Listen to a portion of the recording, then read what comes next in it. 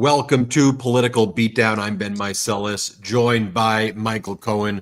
So much to discuss, Michael Cohen. A horrific tragedy over Washington, D.C. That flight from Kansas crashing into a military Black Hawk helicopter over D.C. airspace. Again, our hearts go out to everybody who's been impacted. A tragedy for everybody in Wichita. Gymnastic teams on there, everybody who's been involved. It was so sad.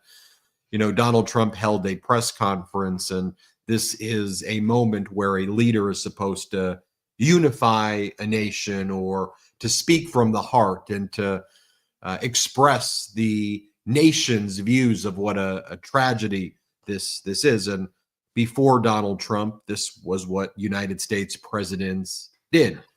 But with Donald Trump, he started blaming former President Obama, Biden, and diversity and said, that's to blame. Diversity did this. Biden did this. Obama did this. I make things big. I do everything big.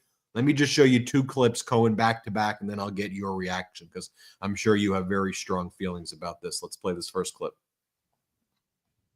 When I left office and Biden took over, he changed them back to lower than ever before. I put safety first. Obama, Biden, and the Democrats put policy first. And then I'll play this right here. Let's play the second clip, Jeremy. Mr. President, on DEI and the claims that you've made, are you saying this crash was somehow caused and the result of diversity hiring? And what evidence have you seen to support these claims? It just could have been. We have a high standard. We've had a much higher standard than anybody else. Michael Cohen. I really don't even have words at this moment in time. You know, a very close family friend of ours there, her two sons are skaters and ranked part of this whole crew, knew about a half a dozen that had just been at this this practice that they were at. They've taken the same flight many times. It breaks my heart, the fact that a man who I thought so much of, who I worked for, can have so little compassion for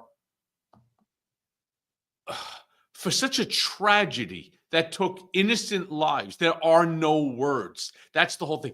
I was expecting, maybe I've become stupid in my old age. I was expecting that he was going to come up there and he was going to use this moment, just this moment, and turn around and say something very short. Didn't need to be long. I want to take a moment. In fact, since he failed to do it, I want to do it. I want us all to just take a moment and remember those that tragically lost their lives today in an accident that never should have happened, in an accident that will never ever happen again, because we're going to investigate this. We're going to learn all the facts. We're going to evaluate the facts. My team is going to evaluate the facts. And then we're going to put in methods and processes so no family ever has to suffer this type of a loss again. Remember them in your heart. Remember them in your prayers. And God have mercy on their souls. And call it a day. But he couldn't do that. Couldn't bring himself to being a better man. To be what I would have expected. What I've seen him do in the past. I have seen him show compassion. Doesn't mean he's a compassionate man, but I have seen him show compassion. And here, no compassion at all. Just an opportunity to play politics and to shit on DEI. And this, as we're learning, the headlines from the New York Times, the staffing was not normal at the airport tower, according to the preliminary FAA report. And this follows, of course, the FAA administrator being forced to quit after Elon Musk demanded that he resign. This follows Donald Trump's very dangerous freeze on air traffic control hiring. This follows Donald Trump sending a letter to all federal employees, basically pushing them out. Some of the main air safety committees were gutted as well on day one with these Trump executive orders. Donald Trump's head of the Department of Transportation was a dude who used to be on The Real World and was on The Real World Road Rules Challenge, who was hawking crypto about a month ago. This guy, Sean Duffy, Donald Trump posted on, as part of his executive orders, President Donald Trump ends DEI madness and restores excellence and safety within the Federal Aviation Administration. He was already declaring victory about 8 days ago that he had got rid of all DEI and it was now exceptional and excellent. And he's also been making very weird posts about Pete Hegseth on his social media platform, basically saying that, it says, Pete Hegseth, Secretary of Defense, recruiting numbers are now up. The Army is now scheduled to meet all of its goals, and the woke bases with woke names, they're shut down. I mean, saying that Hegseth did all of this in 48 hours. Hegseth did all of this. But Michael Cohen, that was also an Army helicopter as well. That was a Black Hawk. And in case people aren't aware, the Black Hawk helicopter is a beast. This is not a Bell helicopter or even a Sikorsky, where a plane, even one the size of this small aircraft, maybe would not have been smashed in two. These Black Hawk helicopters, they're like massive. They're real serious pieces of equipment. I mean, this is like two buildings banging into each other, roughly of the same size and the same weight and so on. It's just an absolute tragedy. There's no words, as one of our brigaders was saying. I also just want to touch base with our brigaders for a second, all right? Because I know some of you, I know some of them are just trolls here, but I'm not afraid of Trump. I've already been there. You haven't, all right? You make a lot of assumptions, as Trump does, right? And if you listen to the nonsense, he goes, it's common sense. Common sense. Use common sense here. The fact that I know Trump since 2005, you don't, 19 years. I have seen him be compassionate. I will further say that doesn't mean he's a compassionate man.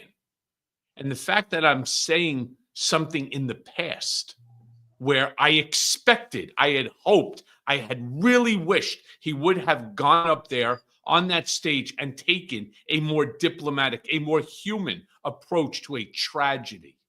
So to those of you that want to keep turning around saying, why is Michael Cohen bending a knee to Trump? Is there anything, Ben, that I had said here that's bending a knee?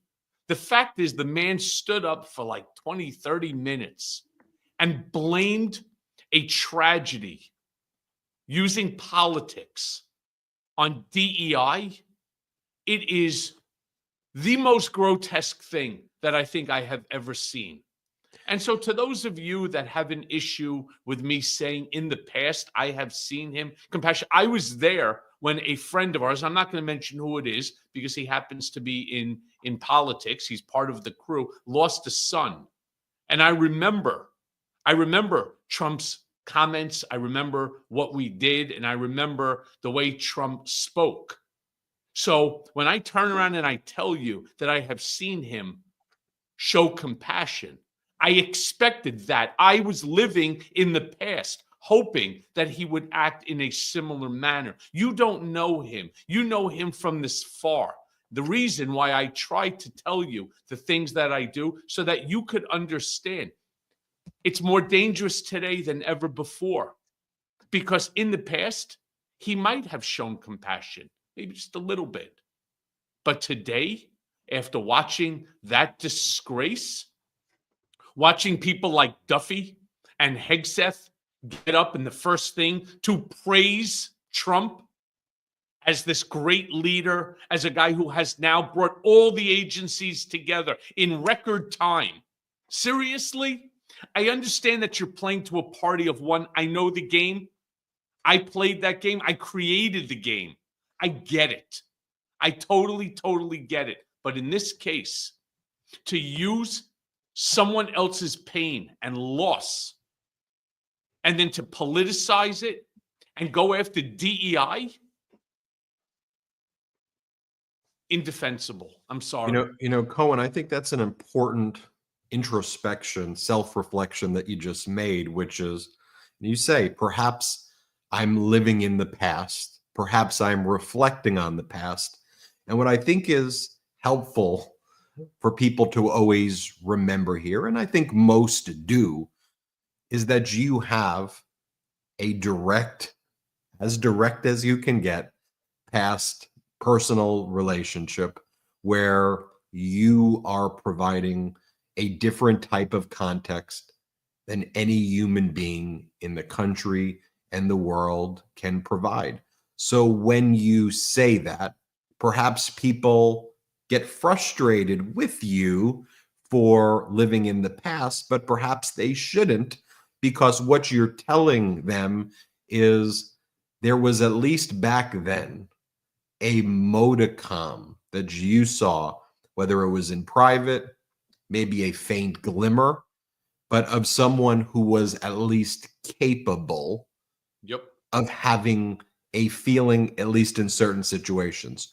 What you're also saying, Cohen, though, is right now, part of you, because you still care about the country and you still want to root for who's ever the leader, even despite the fact that that's an individual who threw you in solitary confinement, sometimes you wish you can live through a past moment where you can find some kernel of hope and part of a broader dysfunctional, problematic human being.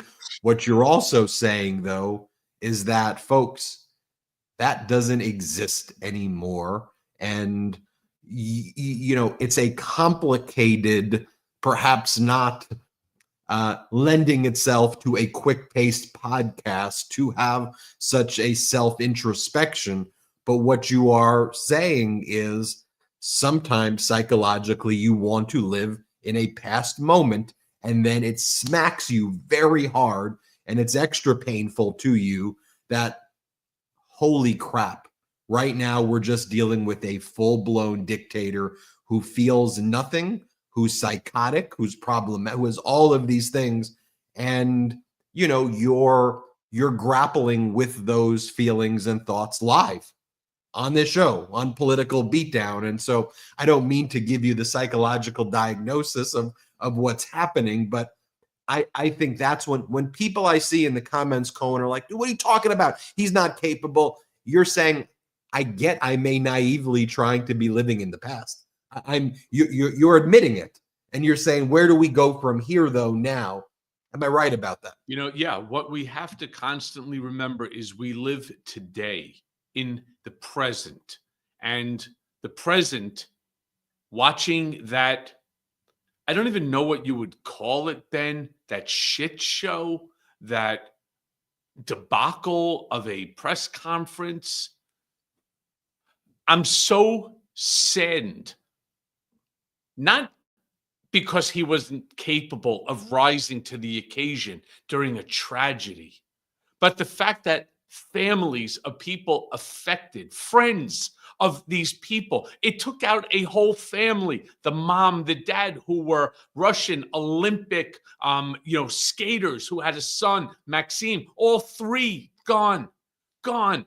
Imagine the talent. And then you saw, what's her name, Nancy Kerrigan, got up, and she knew one of the young boys. She said he only started skating several years ago, which is unheard of because most of these skaters basically grow up on ice skates before they even have sneakers or shoes. And lo and behold, gone. This wonderful talent, all of them on the plane, all of these athletes, young, older, they were all wonderful. And then the innocent people that were just coming back, the parents that went with their kids in order to enjoy the moment watching their kid hit a triple axel or what have you, right? Or a sow cow or whatever it might be. And then to lose them, and then the innocent, just the other individuals that were on the plane, we shouldn't forget about them. And then just to have no empathy and no sympathy for the families that will be watching this news report, or the friends of these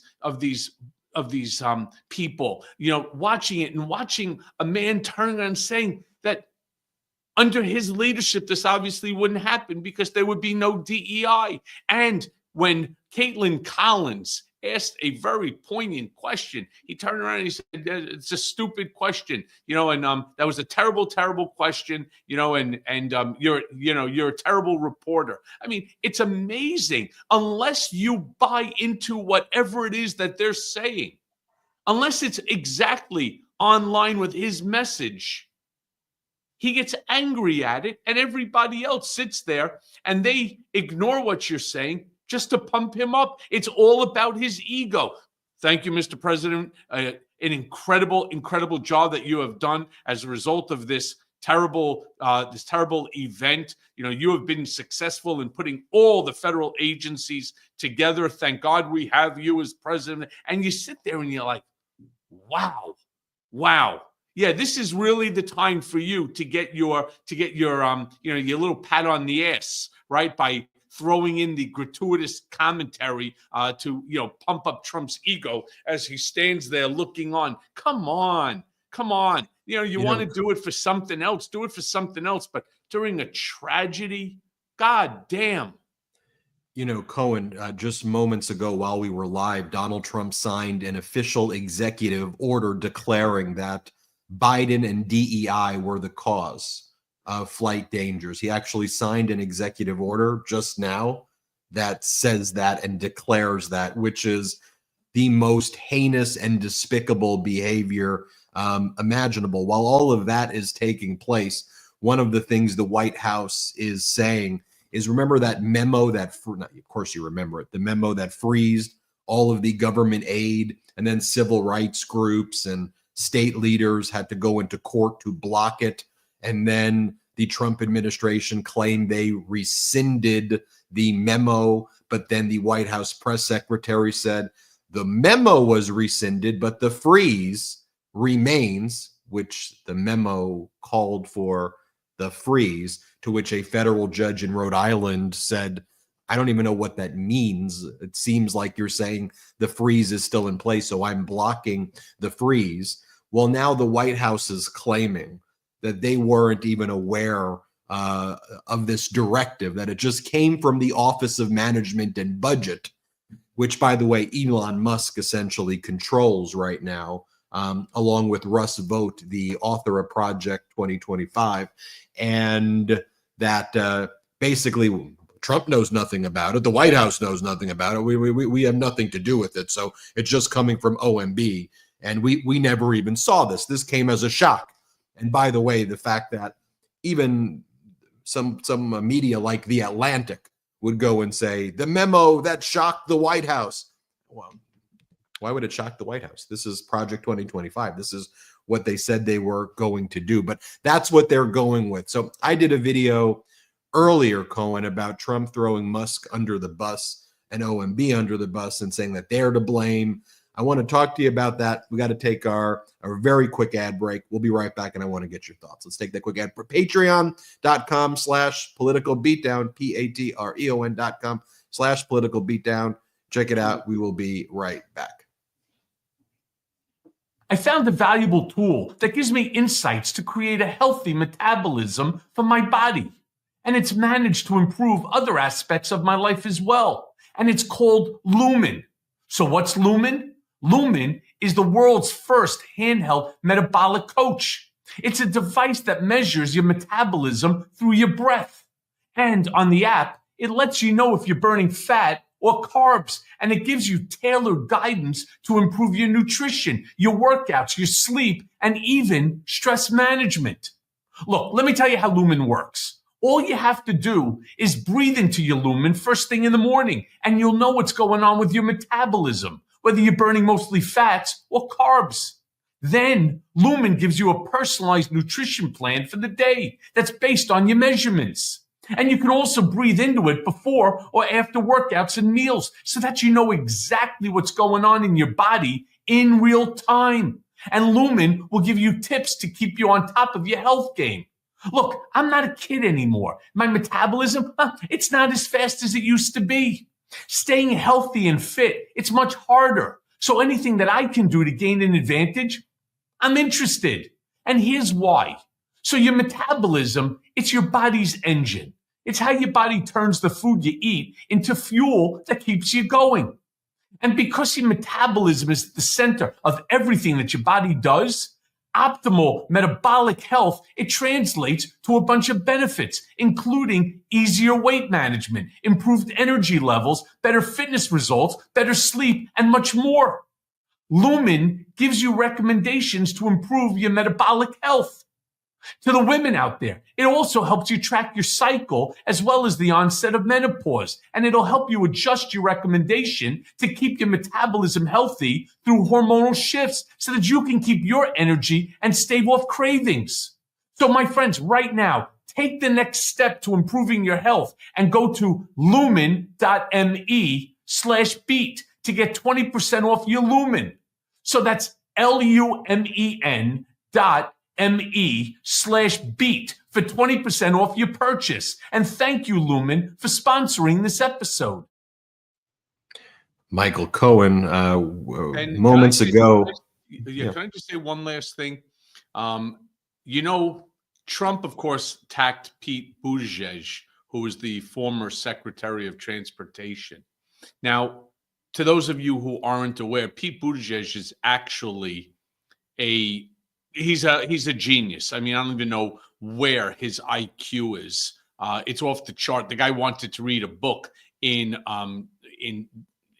Danish, and so he learned the language just to read the book, and he learned it in like a month. I mean, the guy's brilliant. He put out a statement on his own. I think he did it on Threads, and I think it's really important that people hear this. Despicable. As families grieve, Trump should be leading, not lying. We put safety first, drove down close calls, grew air traffic control, and had zero commercial airline crash fatalities out of millions of flights on our watch. Trump now oversees the military and the FAA. One of his first acts was to fire and suspend some of the key personnel who helped keep our skies safe. Time for the president to show actual leadership and explain what he will do to prevent this from happening again. I mean, I think that sums up, those two paragraphs sum it up really succinctly. I want to ask you, Cohen, about the White House saying that they didn't know about the OMB government freeze memo and it caught them by surprise. And this is part of the Project 2025 plan, though, to gut, destroy, dismantle, abolish the government, the federal government. And, look, when we were, a buddy of mine said this, when we were seeing Elon Musk do that with Twitter, firing everybody, the chaos, servers would go down occasionally. That was Twitter. Okay. This is the federal government. This is real people's lives. This aid is life or death to tens of millions or hundreds of millions of Americans, red states or blue states. If you gut the FAA and you remove its head and you remove flight safety committees and you have staffing issues and things like this can happen as a consequence of that. And you're talking about now across the federal government and the type of domino effect. And what Trump's going to do, like the authoritarian he is as we the people suffer, he's going to go there and he's going to, and that lawyer or whoever the person who hands him these executive orders goes, Mr. President, the next order for you to sign is to say you've had nothing to do with any of this and that it is all the fault of diversity and Biden and Buttigieg. Oh, yeah, I'm going to go and sign that. I'm going to go sign that. And we, the people, suffer. We, the people, suffer. And Cohen, prices are not going down. They're going up. Donald Trump said in that same press conference while we were live, he will be placing tariffs, the 25%. He said they're happening on Canada and Mexico, which will be a massive blow to our economy. He says that's happening. And what it seems here, like, let's just call it what it is, that, and Elon Musk said what they were going to do, right? They said this. They said, we will inflict hardship on the people. We will make you feel hardship. The billionaires, they said it. We will make you feel hardship. And then after we destroy you, we will build you back up in the image that the billionaires want to build us in. That's what they said. That's the dynamic we have right now. I mean, we're in for a hell of a ride, my friends. And, you know, I say this on a regular basis, whether it's here, whether it's on my Michael Cohen show on YouTube, or whether I do it on my Mea Culpa podcast in the intro or in the Mea Culpa at the end.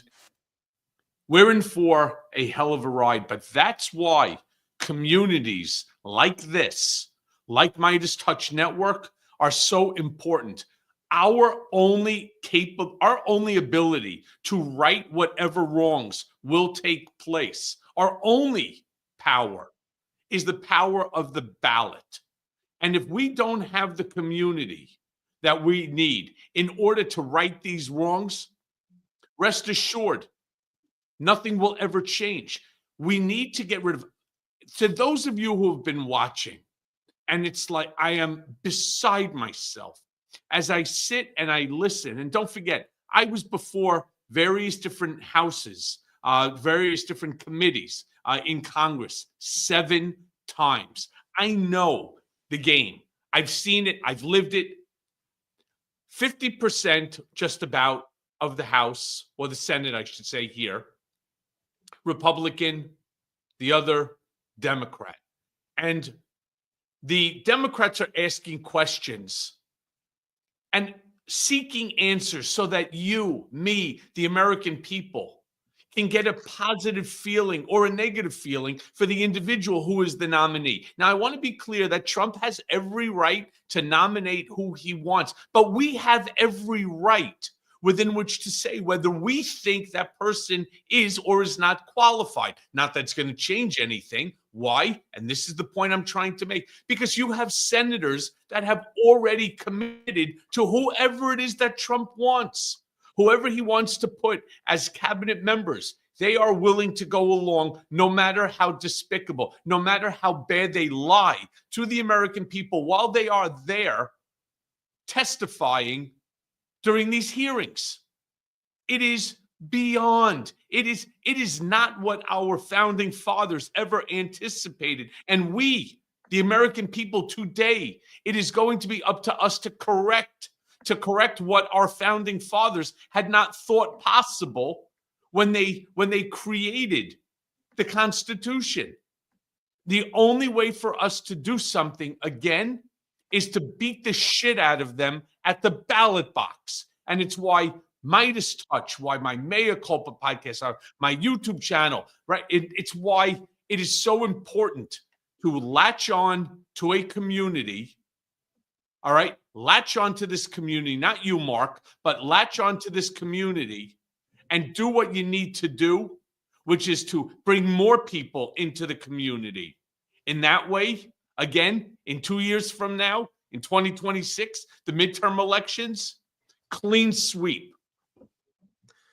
And we appreciate everyone who's been subscribing to this YouTube channel and turning their notifications on. It's free to do that. People who have been subscribing to at the Michael Cohen Show YouTube channel. Look, we don't have outside investors here, so we grow organically together. And so we're grateful for all of that. Cohen, you talk about these confirmation hearings. We heard a lot of, I don't know, I don't recall from a lot of Trump's nominees.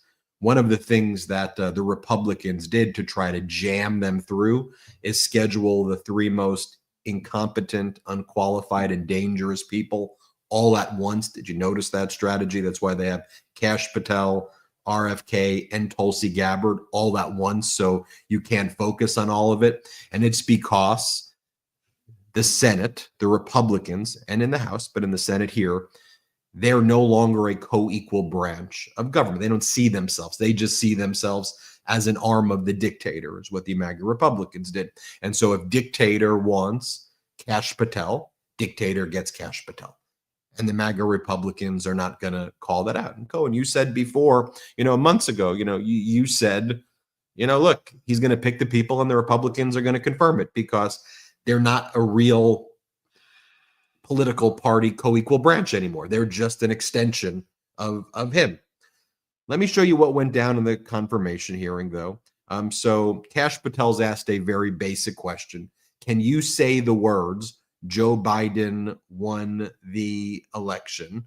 And Kash Patel refuses to say that. He just goes, Joe Biden was the president.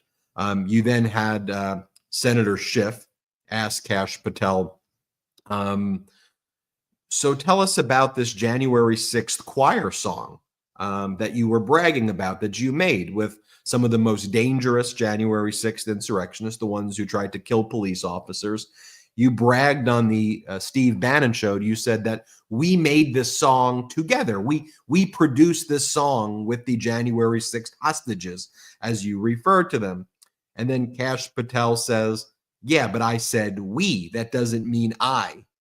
So Senator Schiff says, so when you say the words we doesn't mean you and others? To which Kash Patel basically said, no, I see a distinction. There's a different definition of the word we.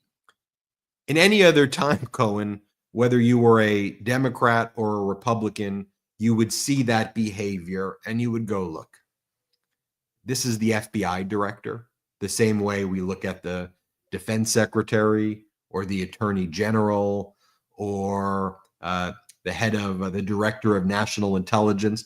Like these types of positions, of course, the party in power picks someone in their party or someone more aligned with their values. But these were not supposed to be controversial hearings, that you pick qualified, competent people.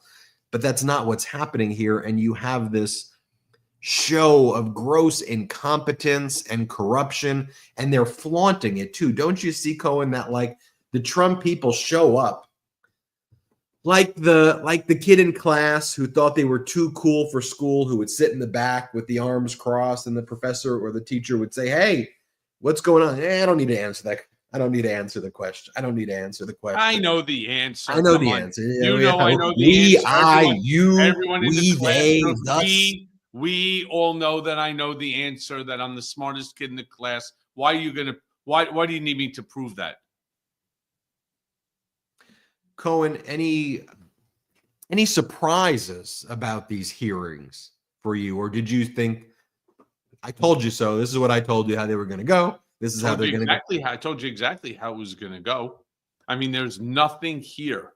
There's not a single deviation from what I predicted months ago regarding each and every one of these, including when I said that Matt Gaetz will never get confirmed, and not because senators were willing to go against Trump. No, it's simply their animus towards Gaetz as a result of what he did to Kevin McCarthy. It was just a payback from people that were on the inside. And remember, there's a very slim majority here. You need four people, and the guy doesn't get through. Plain and simple. Well, do we have 4 people, 4 Republicans that are willing to stand up and say, okay, look, we got Pete Hegseth, $900 billion enterprise, who's really not qualified, but that's through. Now you're talking about the FBI. You're talking about national intelligence. You're talking, these folks are not qualified in order to keep us safe. And God forbid a million times that something happens on a bigger scale than this tragedy today. All right. Imagine what happens then. He takes out the Sharpie. He does an executive order that, God forbid, whatever that tragedy might be, is not my fault. It's the fault of Obama and Biden. I mean, you can't whitewash reality with a piece of paper and a Sharpie. You know, you think about it as well. All of those union workers in Pennsylvania who voted for Donald Trump, who also voted for a Republican senator to replace Bob Casey, who was on the side of labor, and they picked a senator who hates labor and a president who hates labor. Now, the National Labor Relations Board has been gutted. Amidst all of this chaos, Donald Trump fired Gwen Wilcox, the first Black female to be on the board of the NLRB. She was on the side of labor. And now, with her and the NLRB general counsel being fired, the NLRB board is now at a stalemate. You can't form a quorum, so they can't take action. So for all of these, let's say, Whole Foods union, Amazon unions who formed, they went through the process of forming a union and they want to be officially recognized. And Bezos and Musk, or whoever the oligarch is refusing to recognize them. They would then bring their grievance through the administrative process to the National Labor Relations Board. Well, that doesn't exist anymore. Won't happen. So the unions won't be recognized. So look, I stand in solidarity with unions and, you know, with the Teamsters rank and file. The Teamsters head, Sean O'Brien, was chilling in Mar-a-Lago, partying with Donald Trump, eating the Trump mini burgers with Trump's name on it, partying with the Elon Musk types and the Jeff Bezos types and saying that things were going to be great. Well, not so much. And I haven't heard from the head of the Teamsters about the NLRB. They're shockingly silent, pretending that that didn't happen. That's very suspicious to me. And so now, while you have anti-labor, like we told everybody was going to happen, also by not having Bob Casey in the Senate, you've now lost the decisive vote that would have actually stopped Hegseth from becoming the defense secretary. Because remember, it was 50-50. If you had Casey, then Hegseth wouldn't have been confirmed. If you have Casey, then all these other people would not be confirmed. So I'm just trying to get into the mindset of the union worker who voted for Trump, who's now destroyed their job, destroyed their safety, destroyed their family. Prices are still going up. I truly wonder, how do you look at your family? I'm speaking to you, to the union worker who voted for Trump because you got angry at the transgender issue, that ticked you off. How dare a transgender volleyball player play for San Jose State in the NCAA? I'm pissed off.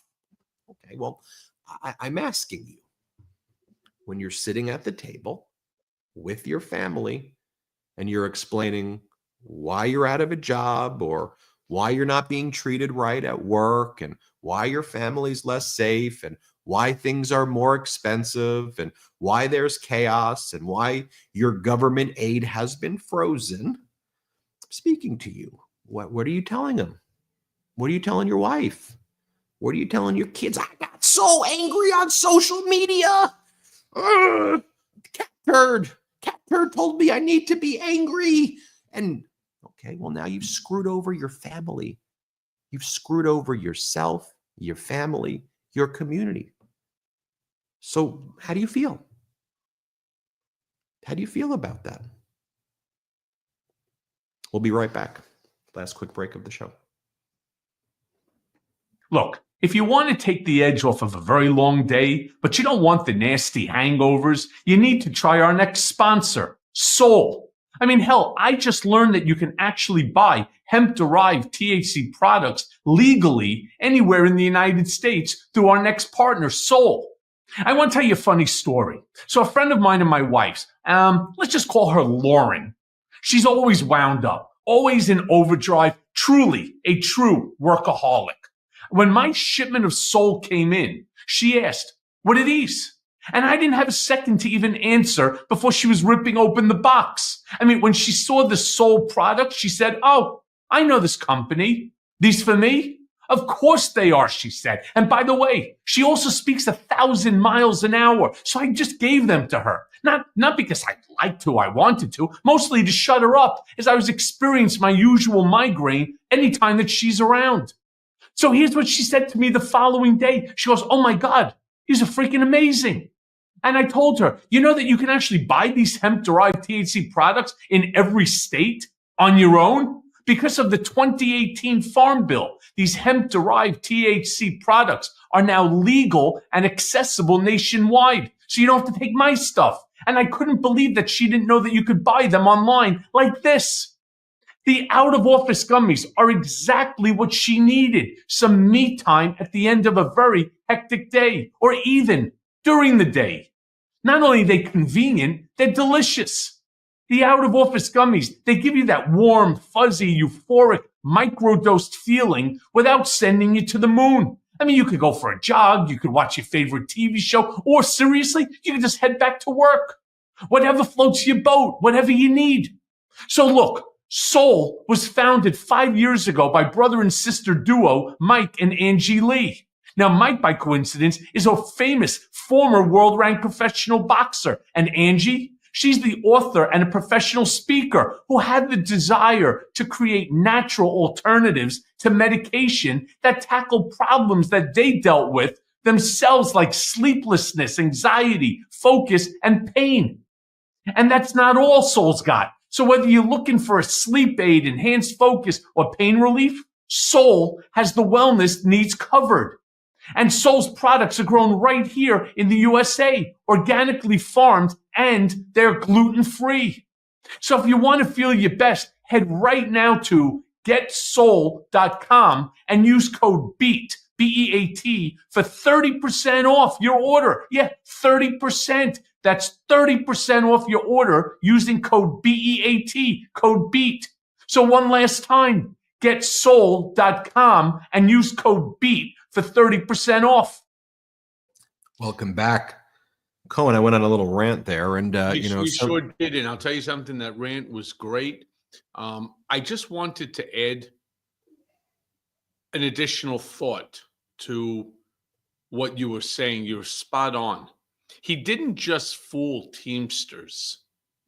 He fooled, for example, the Muslim communities in Michigan and Pennsylvania and around the country. They were angry at the Biden administration for what's taking place in the Middle East. It's all right. Certainly it's their right to feel what they feel. But now you hear coming out of this administration, they literally want to gut all of Gaza. They want to basically tear it down to the ground.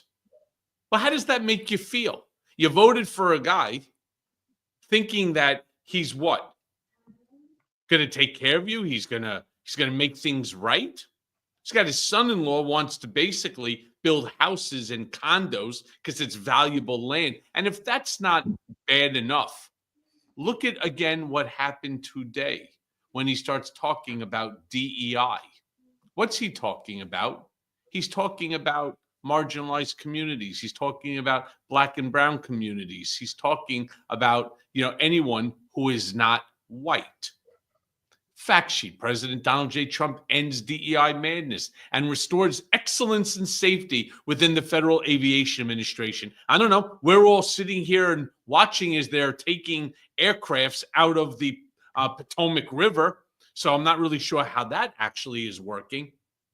But the Black and brown and Hispanic communities, they voted in record numbers for Trump, which just adds to the point that you were trying to make, Ben.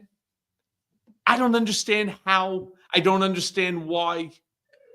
And that's why, again, I keep calling and making sure that these communities, that they grow so that you get legitimate information, no more misinformation, disinformation, malinformation. You gotta hear facts, and you gotta hear the truth. Sometimes I see comments, I won't single one out, but they say, Ben, do you really think, though, that a Trumper is going to be watching this? Do you think that a Trump union worker is going to be watching the Midas Touch Network? Let me tell you what I do know. I know that about 23 million people every 48 hours watch this network, which is more than the 3 top Fox shows combined.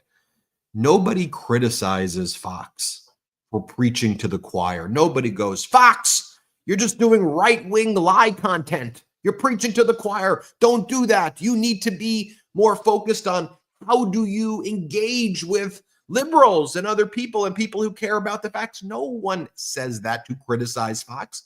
People go, Fox's choir is singing loud and they know their audience and they're growing.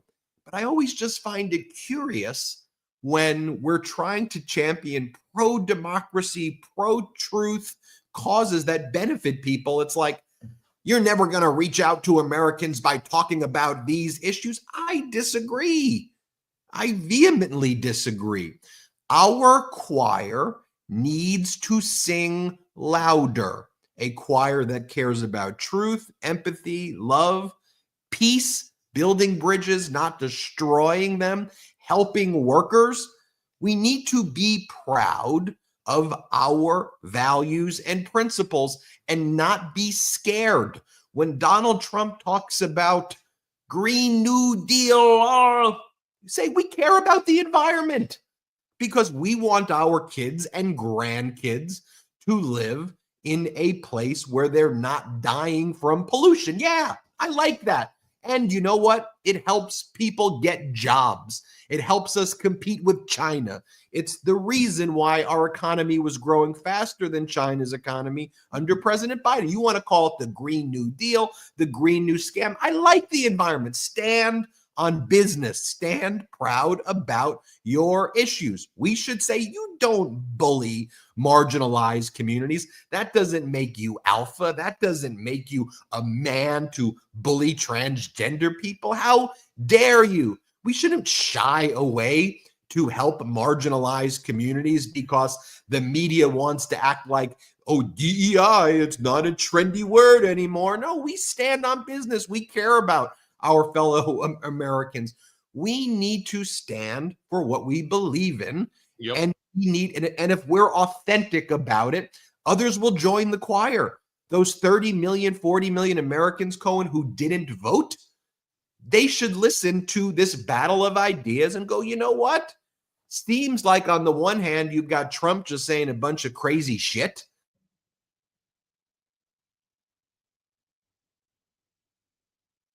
Yeah, I listen, I don't really know, to be honest with you, what the hell that they're even talking about. In fact, you have a whole slew of individuals that were there on the dais. This was more like an episode of The Apprentice. And again, I was co-president of Trump Productions, so I know what I am talking about. All of a sudden, this is like, again, everyone stands up and they're putting on their display of fealty. I'm going to remind everyone that you don't pledge allegiance to an individual. You pledge allegiance to the flag of the United States of America. Each and every one of these spineless assholes, including the vice president, got up, and the first thing that they do is Donald is standing there looking all proud. How are you looking proud? You're there because 70 people, give or take, just died in a collision between an airplane and a military helicopter. And you're standing there. Is it really necessary to thank you for being there? Is it really there to stroke your ego that thanks to you, things are going to be found out and so on? Okay, there'll be a time. You go ahead, you call your investigations. I want to every time I get onto an airplane, or my children or my wife or you, any one of you get onto an airplane, I want you to arrive to your destination safely. And here, what are we doing? I don't give a shit if the person up there in the tower is black, white, brown. I don't care if they're green or polka dot. I don't care if it's male, female. I don't care if the person's 7 feet tall or 7 inches tall. I don't give a shit as long as they're competent to do their job. And here's what we know.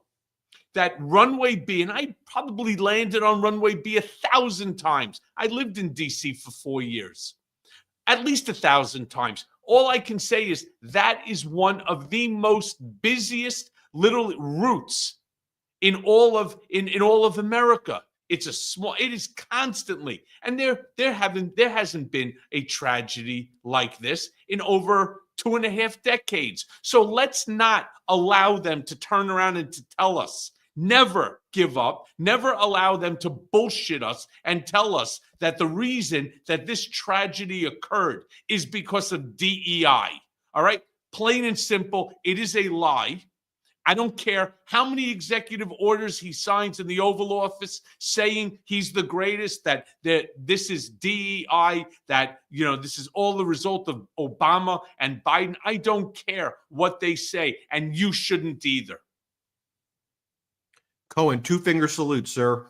2-finger salute goes to every single person that was there in that briefing room, standing up there and perpetuating a lie instead of turning around and displaying empathy, compassion, love for the loss of individuals in a unfortunate tragedy. Every single one of them gets the 2-fucking-finger salute. Fuck you all.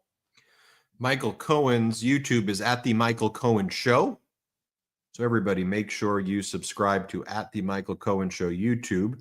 We've got patreon.com/Political Beatdown. Check that out. And then, in addition, make sure you check out Mea Culpa, the blue Mea Culpa, wherever audio podcasts are available. By the way, you know who I have coming up on Monday? Who you got? Pam Hemphill. Oh, I know Pam. MAGA granny. Yeah. And she's actually fighting to take the pardon that Trump gave to her, along with the 1,600 other insurrectionists. And she basically, on television, told him to stuff it up his ass. She doesn't want it. Amazing. That's I'm excited to hear that. Amazing. I'm excited to hear that. And I love listening to Mea Culpa podcast. You got some great guests on there always. We will. This is my bad. Let me just take blame, because I think I need to take accountability. We were supposed to do a Patreon, I think, today with all of the crazy news. I think I just spaced out, and with all of the crises that are happening, I think I meant to post it. So we will make sure we post one next week for Tuesday. So that's on me. I apologize, everybody. Patreon.com/Political Beatdown. Patreon.com/Political Beatdown. Check it out. Cohen, thanks. Brigaders, thanks. We're going live, me and my brothers, tonight. My brothers and I, 8 Eastern, 5 Pacific. So we'll see you all then as well. Cohen, I'll see you next week, and I'll be listening to Mea Culpa. Shout out Brigaders. Shout out Midas Mighty. Boom.